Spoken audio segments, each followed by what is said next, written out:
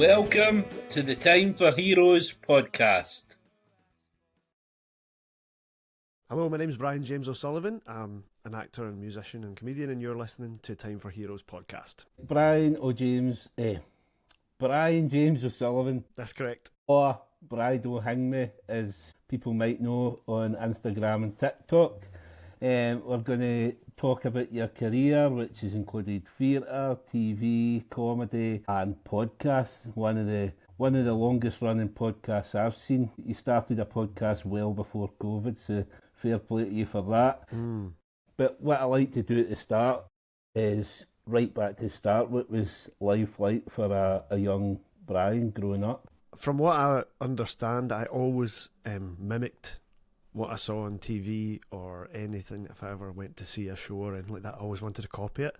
I watched Scotch and Rye with Ricky Fulton when I was about 5. My mum used to fast forward the bits where like women were kind of scantily clad and stuff like that. You know, occasionally there was kind of a slightly blue sketch and she would fast forward it. But apart from that, I watched all that and I copied Ricky Fulton to like pretend to be drunk and all that. And I always wanted to do like a skit for if there was a party or anything like that. I would, Brian's going to do a thing. He's going to sing a song. He's going to do a sketch or whatever. And then I would put on shows. I would rope all the other kids in the street to be in the show in the loft. We built a theatre in the loft, and my pals from school were scared to see me coming because I'd have a script I'd be handing out. We're making this film this weekend, and they'd be like, oh god. They get dragged round to my house. So I was kind of always performing and up to something, and I didn't think of it as different to anybody else because it was all I knew. I was an only child and I didn't have any reference for what did other kids do. I just did my thing. And then it's only when you get a bit older, even working in theatre, you speak to people, and I assumed that they would all be the same. They say, oh yeah, I did that, I made up shows. Some of them didn't. Some of them, just watched films and watched theatre and wanted to become an actor, and that was the end of it. But for me, it was imitation all the time, And so, for doing that early on then, was that always going to be the route you went down? Was there no kind of civilian jobs or anything like that? It was always going to be... Yeah. Not really. I mean, I did other jobs because I had to occasionally. I still do if I need to. But I never really thought much about anything else. I had a slight idea that I might be a funeral director at one point. So it's always my answer to what was my second career choice. But when we talked about it in our family, we always talked about starting a family business and how, I would like it because it was quite kind of ritualistic, and there was an element of showiness to it and an element of performance. My mum quite fancied herself as the front desk, talking to members of the public and looking after people because she was a nurse and she was in the caring profession. And my dad, he wanted to drive the hearse.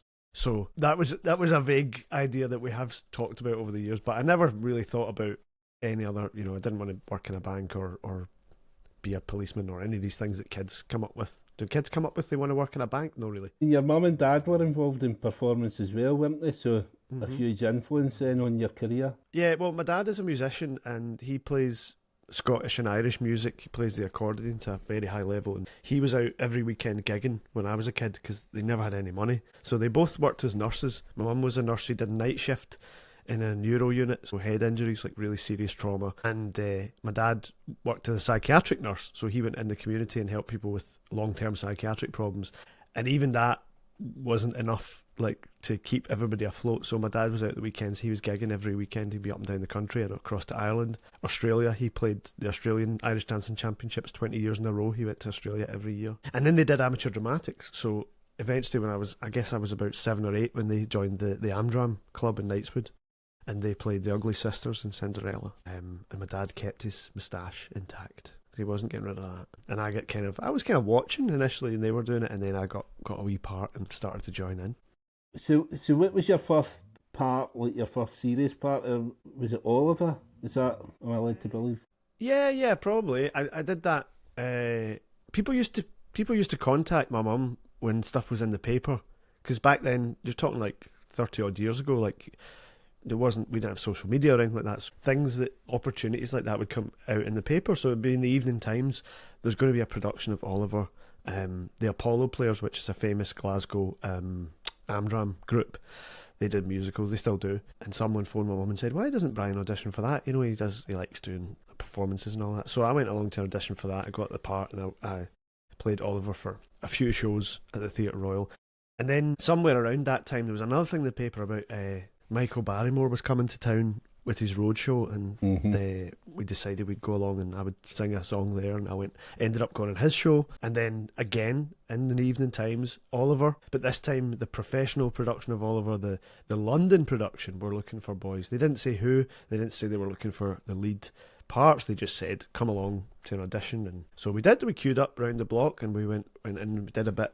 And then some people got cut and said, that's enough, you go home and you stay and we'll see you in an hour. And we were kind of all day like going back and forward to these auditions. And then at the end of the day they said, there's a few of us left, and would you come to London next week and meet the kind of bigwigs? And we did another audition in London, and then I got that part. So I started travelling up and down to London as a kid, as an unaccompanied minor on the plane, with a wee sign round my neck, and get special treatment. It was great. They used to bring me a biscuit and all that before takeoff. Loved it. So what part were you playing in that? I played Oliver.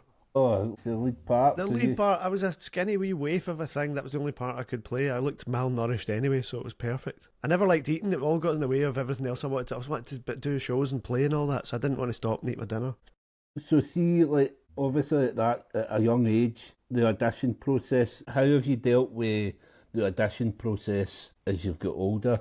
How tough is it, and how do you deal with rejection and stuff like that? That's a great question. I think when you're a kid, you don't think much about it, but if you do get rejected, it's really hard. But what happened to me was I got a lot of yeses first when I was a kid. I had a lot of like a wee string of good luck, so I got things, yes, you've got this, yes. So I got quite used to that.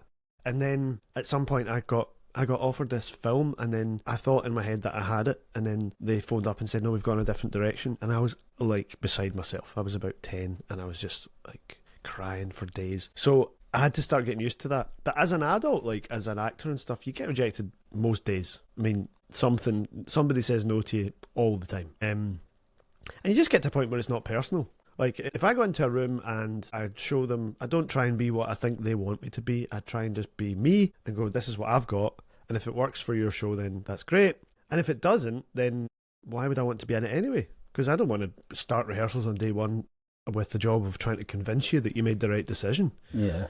I'm always on the back foot then. So if it doesn't work for one, it doesn't work for both. And it's not the kind of thing that really upsets me terribly now. Unless it's a part that I really, really, think I'm perfect for. And it's hard to get to grips with someone disagreeing with that. But you can't argue with it, And obviously, like, I've listened to you on quite a few podcasts, so I've heard interviews back and forth, and you kind of touched on that you're in sobriety. So I don't know whether it's something you want to delve into too much, but how did that kind of manifest itself, and how do you deal with that now going forward? I'm open to talking about it. I'm nearly 15 years away from a drink now, so it's not something that's got much to do with my life anymore. Obviously, drinking's not got anything to do with my life. But yeah, I went to drama school and I got kind of overexcited and got involved drinking, and quite liked it, and found that really, looking back now, I know that it meant that I didn't need to grow up or to really think about anything or kind of deal with anything. I was just kind of constantly having a wee party in my own head. And even if there was nobody else there, I was still kind of under some illusion that there was a party going on. And that just kind of went on and grew arms and legs and got worse and worse. And, at some point, even years before I got sober, at some point I thought to myself, this is not very good. Like, this is going to get worse. And I thought, I'll deal with it later, kind of thing. And years went on, and eventually I started trying different things. None of them were stopping drinking, of course. That wasn't my bright idea. I tried everything else. I was like, how can I keep drinking but not feel crap? So I would do different things where I would try and I'll only drink this day but not the next day and all this stuff. And it never worked, because for me, if I have one drink, I have all the drinks. That's just the way I'm built. I know that now. I didn't understand it then. Eventually I went to rehab, a community rehab, which was free to me and was near where I lived, which was an amazing thing. And things like that are available. They're rare, but they are out there. Then I started going to meetings and support groups and things like that, and really, that was 2011, and from the 25th of July 2011 till today, I've not had to take a drink, which is the best move for me. And I'm always willing to talk to MD about it if they think that might be the move for them. My mum's in recovery as well, and just probably around about the same time, because my oldest boy, he was born 2007, so around about that time, right. My mum came out. I don't know if she's as open as to help people. She's always moaning about this person's not doing this and this person's not doing that, and I can't help them. I'm like, but surely it's your duty to help. I think you can only help people if they want help. And I do get where she's coming from, because sometimes you desperately want to help someone, but actually they're not really ready. That does happen. Yeah.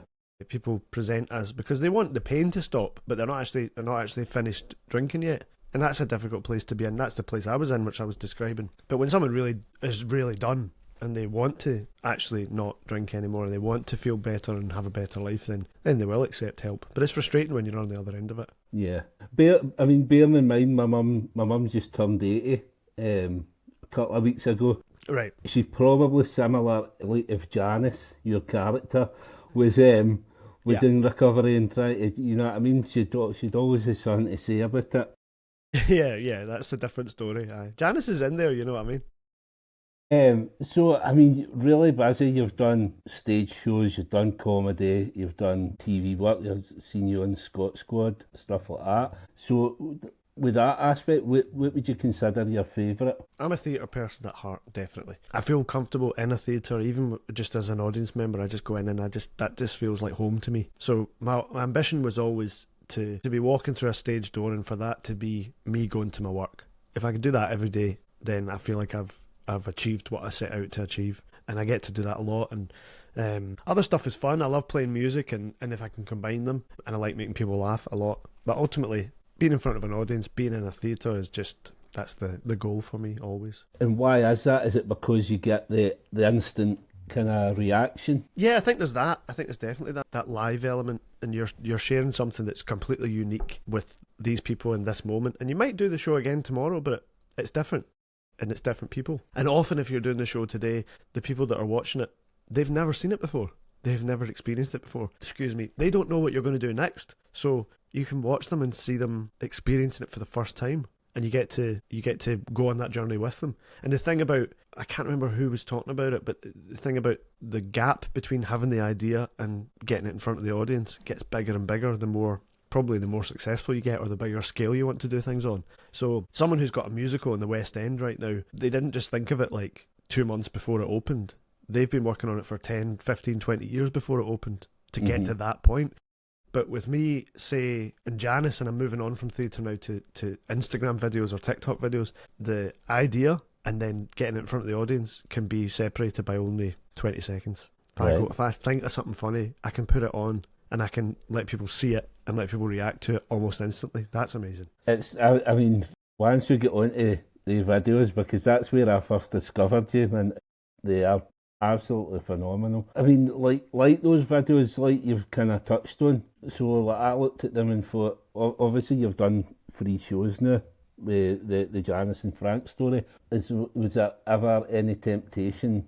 Because obviously they're very, very funny. Has there ever been a temptation to move into stand-up, or would that frighten you? I did stand-up before when I was a lot younger, and as soon as I started doing it, I was telling stories about things that had happened, and I would dip into the voice of the person that was in the scene with me. And before you know it, I'm doing like a character of a primary school teacher, telling a story about primary school. So really, if I do stand-up, I go by default to my kind of character position anyway. So I just find that I don't need to have my own narrative voice in it.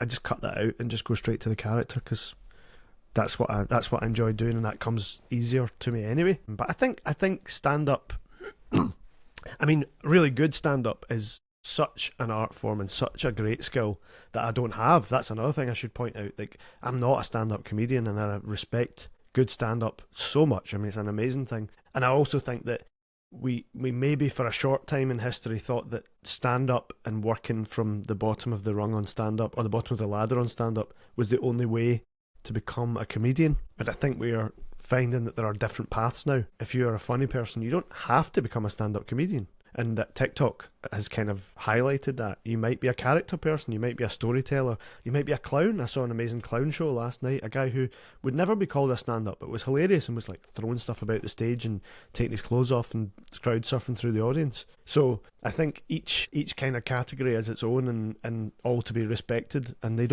you don't have to put them all in one lineup, because we live in a world where there's so much possibility, so it's whatever works. So, but these characters then, so obviously you said like sometimes it can appear within 20 seconds. Things could take 10 years or whatever. So how did these characters, how did Janice and Frank, Here's the my dog. dog, yeah. How did Janice and Frank materialise at first? Janice kind of came around over a number of years. She was called Sandra at one point, and I used to do this kind of. It was supposed to be this middle-aged woman who was kind of going out partying all the time and thought she was kind of crazy.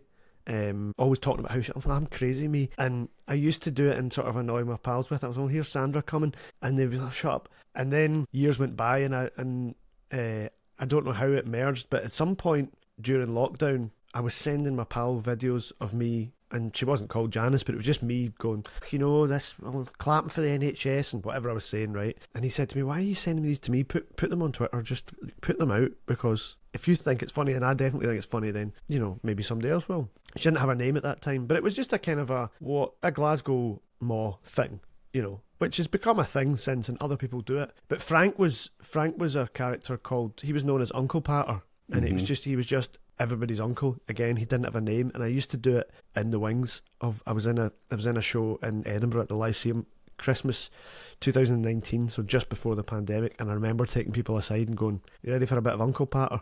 Or I wouldn't even say it; I would just go into it. We hear about this, this boy Graham, 7 figures, right? He sold his company, 7 figures, a very wealthy man. Go on and on about going to the Chinese for the Christmas night out and just whatever. And if people laugh, then I'll just keep doing it. Do you know? If they're smiling, I'm like, right, it's working, just keep going. And he didn't have a name, he was just Uncle Patter. But very quickly after Janice, I said, I'll try Uncle and see what happens. And they weren't even married at the time. They weren't related in any way. They were just these two kind of people. And then I thought, well, they could, because then they don't have to appear in the same shot, but they can refer to each other. So, well, what's she like and all that. And then I realised that all the characters are kind of linked. So when I started bringing in more characters, secretly in my head, I'm going, where are they in the universe? They are all from the same. They're almost all from the same street, and they are somehow related to each other. I'm conscious, see, when you're talking to me, I'm consciously trying to say, but You can fire away. But it's just natural in it to do that. But I was looking at some of the videos last night, and the one that jumped out to me for Frank was you were going through the Transmit lineup, and you were talking about the names of the bands.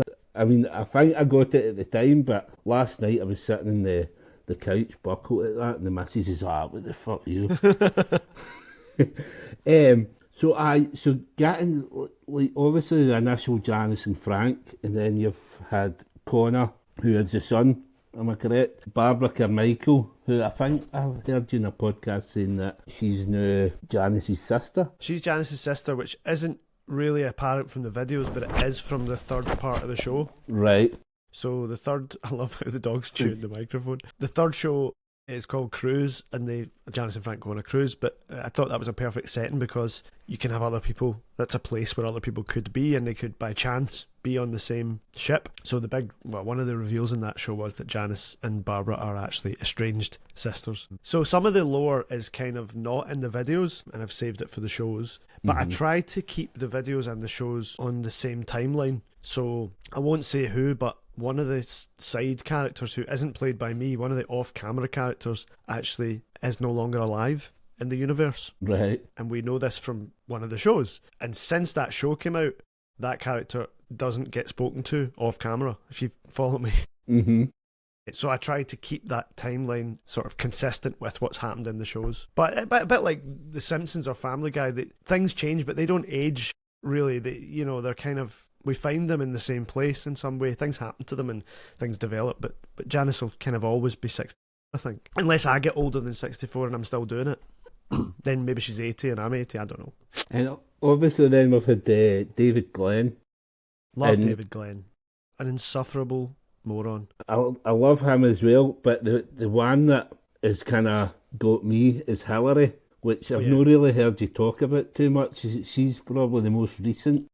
Yeah, she is. Yeah, she is. I mean, really, sometimes a character comes out of an archetype. So David Glen to me has been born of an internet archetype that we see all the time now. Is these sort of self-proclaimed gurus with the cold water dipping and the motivational quotes and the ground set, waking up at 5 in the morning and all the rest of it. Hilary just came out of, I think I can do an alright impression of a drunk person. So really that was just like coming from that as opposed to a character point. So in that sense, some of the characters there's more to mine with them, you can get deeper with them, and probably some of them less so. Like Hilary's life and such circumstances haven't really developed in the sketches. Whereas David Glen, you can find out more and more about his background and realise, obviously, we want his background and his real life to be completely at odds with what he preaches, so that it feels like bullshit. With Hilary, it's just all the sketches are kind of the same in a sense, because it's just like where and how is she drunk now? Yeah. What situation is she pished in now? And maybe you could mine more from her, but I haven't pushed her that much. I've just been like, she's a bit of fun. But she is related in the universe. I've never revealed how, but she will be. That will come out. It does get you thinking though, because what I think about with that is obviously Phil, who's off camera. Yeah. And you think, is Phil a prick, or is Phil having to suffer this woman all the time? So there's a bit of kind of ambiguity about it, isn't there? Yeah, because with Janice and Frank, we hear both their sides of it, and we hear them referring to each other, and in the live shows we hear them talking about the same topic, so you do get both sides. With Hilary, we can only imagine that from her side of it, Phil's a prick, but we know that she's steaming all the time, so the chances are he's probably less of a prick than she makes out. Yeah, but he's stuck around, for better or worse. He's stuck it. I don't know why, but maybe she's fine when she's sober. Maybe she's great. I love all the wee kind of, it's dead subtle. So like, you talk about the Piccadilly line. Right. Yeah. It's like, see things like that. It just it makes it. So like looking at all these characters, then like what I was going to get into is like obviously when you talk about TV, have you ever thought about kind of trying to bring that to TV as a sitcom? See, when you look at like Scott Squad and Two Doors Down, all these Scottish sitcoms that are going. I mean, the amount of characters that you've got now, ever been a thought? Yeah, it's something I've had lots of meetings with people about, and it's tricky because I've always maintained that I don't really want to take these characters and put them in a writer's room or around a table with a bunch of people who've all got opinions and they want to change it. And I suppose what I would say is I'm kind of quite precious about them. Mm-hmm. So unless I had the idea absolutely perfect and I knew that I was completely satisfied with it, I've tended just not to bother. And part of that is to do with the fact that it's because I'm a theatre person and I watch TV, but it doesn't excite me in the same way that live performance does. So, for example, one of the meetings I had with a TV exec, one of my ideas was, let's do a show with a live audience. Not like a sitcom, but like a thing, like a Janice chat show, where the audience is in the room. And, we can actually vibe with them. And I don't know if you've ever seen the Victoria Wood sketches that Patricia Routledge did. They're called Kitty. The character's called Kitty.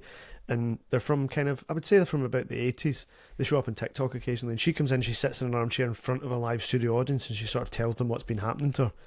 And there are these amazing monologues where she makes you picture this bizarre scenario that she's got herself into. Mm-hmm. And they are TV, but they're completely reliant on the live audience. And she's playing with the audience. She's looking at them, deciding how long to let the gags sit and stuff. It's all about that live experience. So I think one of the things I always thought was if I was going to do it, it would involve an audience. But again, that the gap between the idea and the reality is so big in TV. And I have no real past in that. I don't have any previous credits to rely on.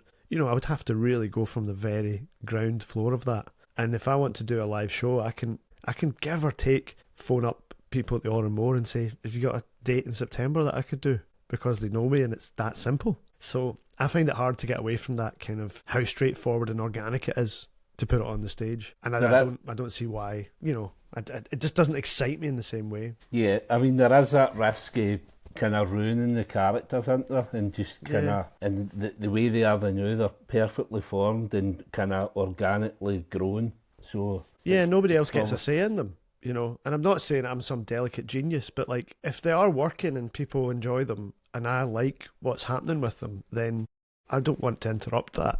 And one of the things that happens when you do it completely on your own is that you never, unless you make a mistake, you never look back at a video and go, I always wish we never did that. Like, I told them we shouldn't do that. That was too far, or that was... I'll look back at a take of a video and I'll go, that's too much like a joke. I'll cut it and I'll do it again. Because I want it to be more... Like, Pick a Lily line is a really good example, because it's... If you do too many of those, it's naff. And it has to be... It can't be like that she does that with everything. Because then it's like, that's a character trait, and that's not real. But she could conceivably get it wrong once. Yeah. And things that Hilary gets wrong are interesting. I let them happen organically, like when she'll say, unbeknownst to me, I fell over. Now, those sentences make sense. Or as a sentence, that does make sense, but you don't fall over unbeknownst to yourself. So it's like, we know what she means, but it's just a tiny bit off because she's pissed. And Pick a Lily line is about as far as I would let that go. And I worry that if I sat in a room with people and we all come up with ideas, that it would be like, oh, she always gets all the words wrong. How funny.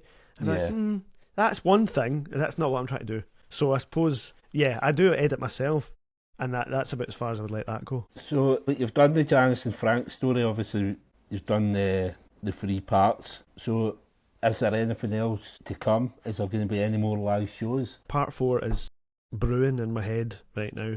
I woke up about a month ago with it in my head, and I would have liked to have just booked a date then and said, let's do it in 3 months or something, because like I say, that gap, you don't want that gap. But at the same time, with a bigger thing like a show, it is quite good if it's on a back burner, and I'll still do videos, and I'm in a show every day just now, so I'm working on that. But in the back of my head, it's just gradually falling into place.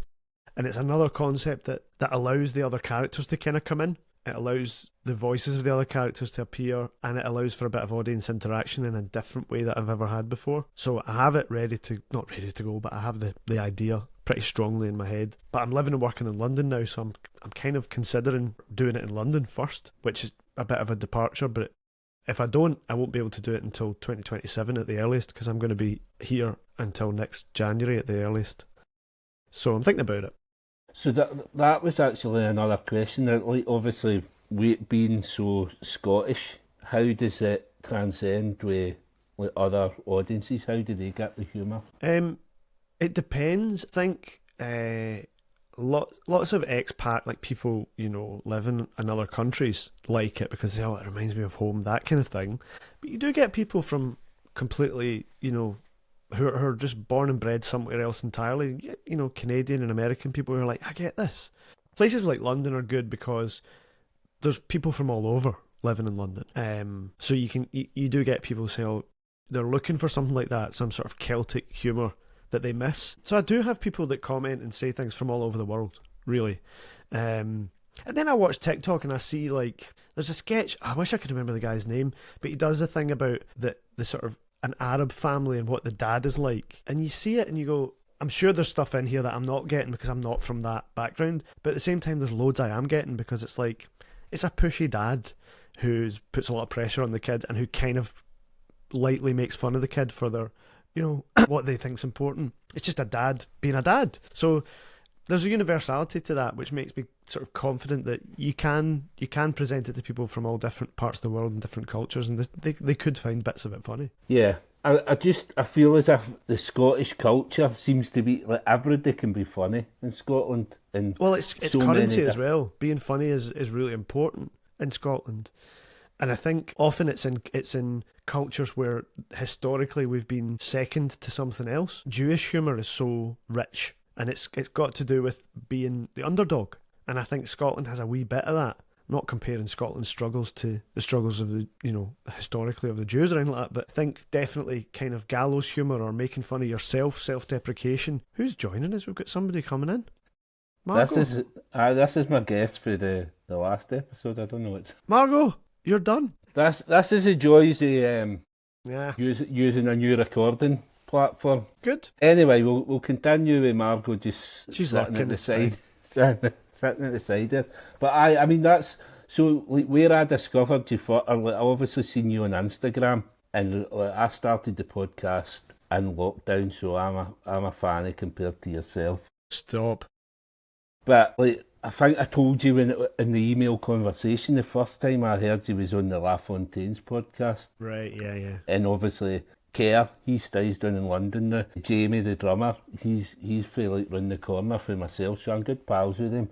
And that's like talking about the Scottish humour. So like the LaFontaines are no more, and obviously Jamie and Daz have got their new band, and they just brought out the first single there, and it's all about Jamie was over in Israel in Bethlehem because he just fucks off for like a week somewhere. He'll just fly somewhere and he likes to discover. This new single's all about his time there, and he was getting chased off the young team here in Bethlehem. The Bethlehem young team? Aye, and they were firing bottles and bricks at his head. But he done like a full podcast about it, and it was the way Jamie talks. He's so funny, he's so humorous, and he probably doesn't even realise how humorous he is. But he's made that story into the band's first single, and it's out there now. So that's what I'm talking about. The Scottish people seem to find humour in some of the most bizarre situations. Yeah, and a story as well. We love a story. And there's nothing I love more than someone coming into work or coming in the door and going, wait, you hear this? You know, see that excites something in me, you know? And when something's happening to me, on one hand it's happening to me, on the other hand I'm in my head going, right, so when I tell people about this, I'm already forming the way I'm going to tell it as a story, or I'm thinking, what would Janice say if she told it if it happened to her, or how would David Glen spin this into an inspirational message? So the material's everywhere, and that's obviously true for Jamie as well. It's like, but his medium is different, but it's just a way of finding material for your art, isn't it? So I mean, touching on the podcast as well then, so I mean the podcast's been running from 2017. As I say, man, like I think there was this influx of podcasters during COVID times. That's when I got my mic and all that, and I started all this professionally, still in my front room even now. So what was the idea behind the podcast, and how did you go about sourcing guests? Was this just through everybody that you'd met on the circuit? Yeah, it was initially just people I knew. It was just mates. I knew I wanted to do a podcast before I knew what it was going to be about, because I just loved interview podcasts. I love hearing people's stories, and I thought I'll practice doing that. I'll practice interviewing. I'll just interview any of my pals who come round my house. And then I realised that was the concept right in front of me. So who comes round my house? Well, actors, musicians, comedians. So I had the format ready made in that sense, and I recorded the first 10 before I released any, so that I would have a few ready to go, because getting the first one over the line was so hard that I thought, if I just do that and then I say next week I'll do it again, I probably won't. And once I had released those 10, that felt like a solid number. So then I had to keep going. And my obsessive nature has basically kept me doing it now for 460 episodes or something. Yeah, man, it's phenomenal. And are you releasing weekly? Do you stress about schedules and stuff like that? Yes, every week. The one saving grace in that respect is that I now do solo episodes where I talk about what's happening in my career, and because of that it's a fallback. Sometimes I do it deliberately because of where I'm at in my year. I think that it would be good to do some solo episodes to dissect some of what's happening, but sometimes I do it as a sort of an emergency reaction to not having been able to get a guest. And it was easier to get guests in the early days because there were fewer podcasts excuse me, and also I hadn't been through all my mates. Now all my pals have been on it, some of them multiple times, so I'm having to find new people all the time, which is good when you start a new job, because then you've got more people to ask. But you know, you don't want to go in on the first day and be like, so I've got a podcast, God, who's this coming in? So I've just started this job recently, and I'm kind of gradually asking people, and still trying to get set up in London for getting guests. So it's a bit stressful. It's due out tomorrow. I don't have anything yet. Because that's where I find, like, sometimes I'll go 2 or 3 weeks with a guest. Obviously, a lot of my guests are musicians, so you're it depends whether somebody's got something to say, whether music's coming out or whatever, but I've never really stressed about it. Like, I'm like that. If I've not got an episode that people will come and find me when there is something in it, but I know that it can be a big deal for people.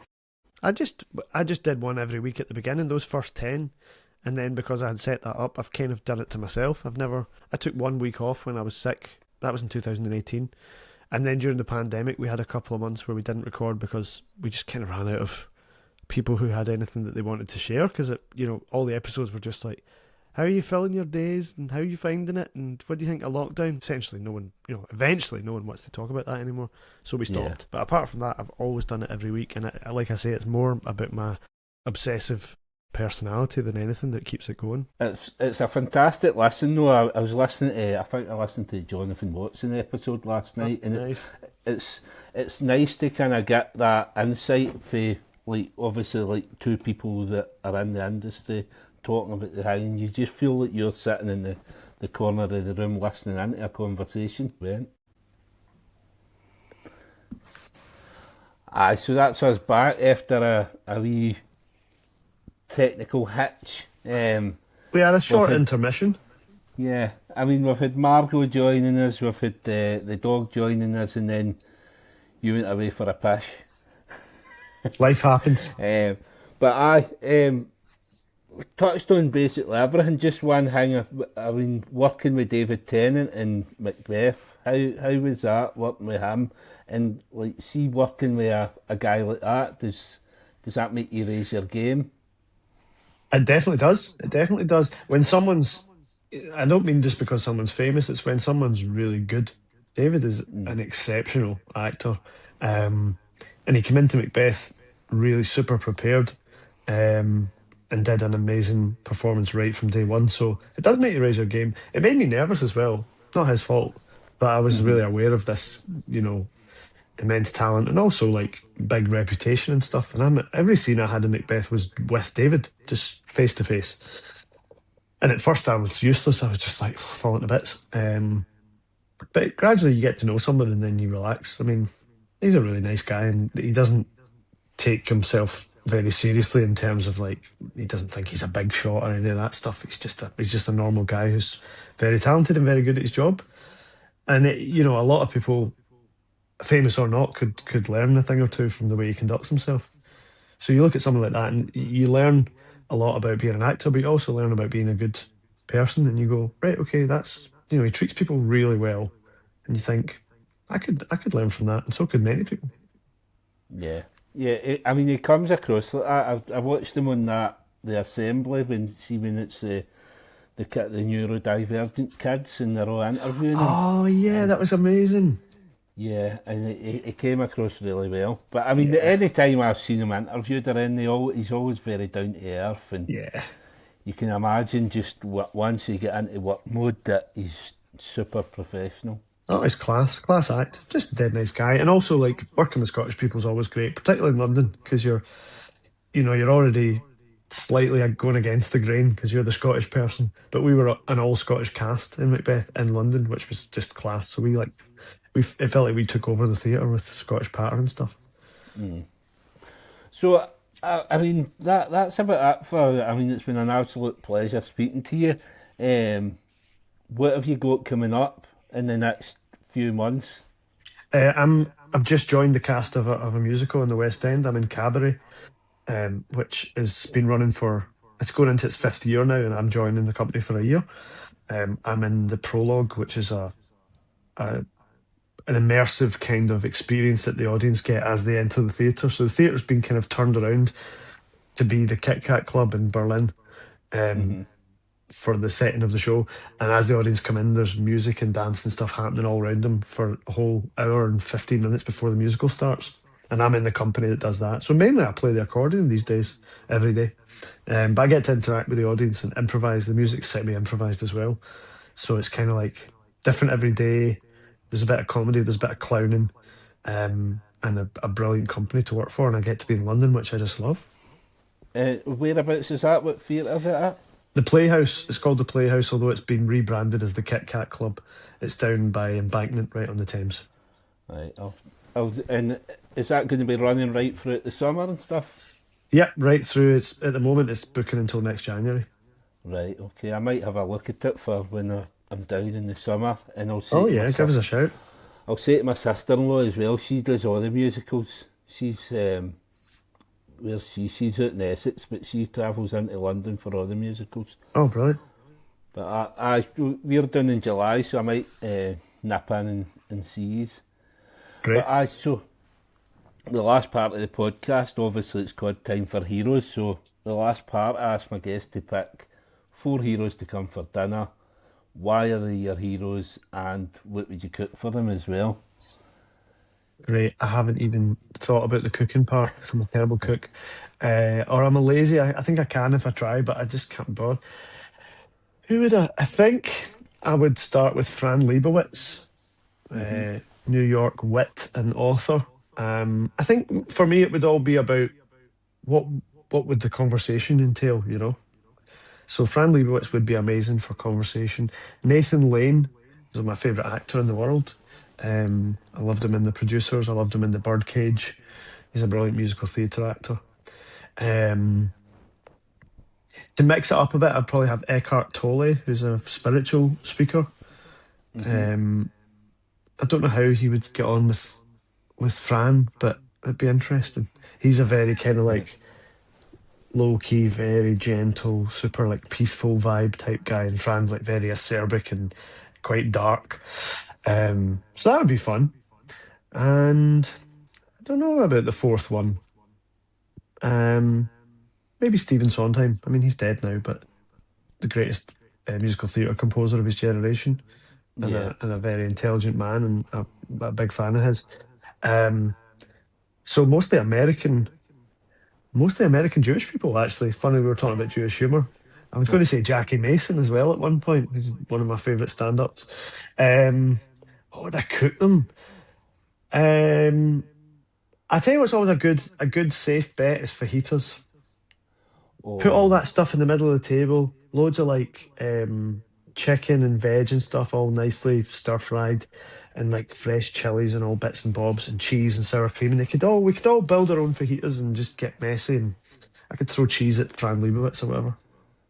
That's a heated conversation in my house because my missus loves fajitas and I can't do it. Really? I can't get them. Every time I try it, it falls apart. Yeah, I mean that's part of the conversation. But we could compare, you know, how best to fold them Yeah, and discuss it as a philosophical issue. yeah. It gives me the feel that we have fajitas once a year for that reason. The annual fajita moment. Oh well, we'd have it. It'd be a very special day. I mean, we'd be bringing Stephen Sondheim back from the dead, so that might be the headline rather than the fajitas. But you know, They're fantastic guests, and I mean, I've done 150 odd episodes of this podcast, and I think that's the first time any of the 4 have been picked. Obviously, oh, that's good. That's good. This is what happens when you have a theatre guy on. Yeah, who do you get a lot? Do you get the same people? Do you get Martin Luther King and all that? Oh, it's mostly musicians, so they're all picking. It's usually John Lennon, Kurt David Cobain. Bowie. Right. So it's nice to mix it up a wee bit. Cool, very good. But it's been an absolute pleasure chatting to you. An absolute icon of my Instagram the last 5-6 years. Thank you very much. Looking forward to seeing how it progresses. Looking forward to seeing you on stage with part 4. And all the best for everything coming up in the next year or so. Thanks very much, Martin. Total pleasure. Absolute pleasure. Thank you. Thanks again for listening to the podcast. If you'd like to get in touch, please contact me on the email timeforheroespod@gmail.com, or you can get me on Instagram at timeforheroespodcast. Thanks very much. We'll be back soon with another episode.